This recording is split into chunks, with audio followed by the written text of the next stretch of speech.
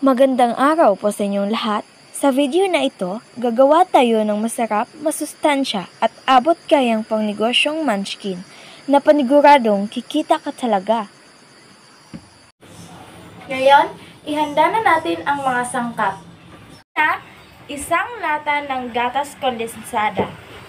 Pangalawa, 2 pakete ng biskwit na ang flavor ay cheese.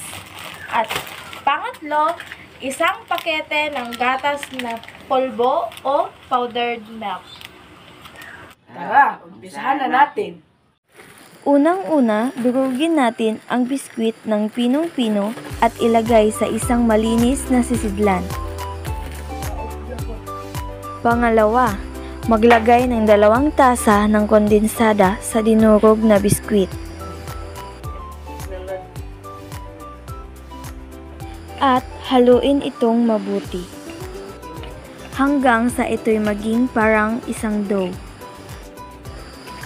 Maglagay ng powdered milk sa isang malinis na lalagyan at doon ipagulong-gulong ang mga binilog na munchkin. Our finished product.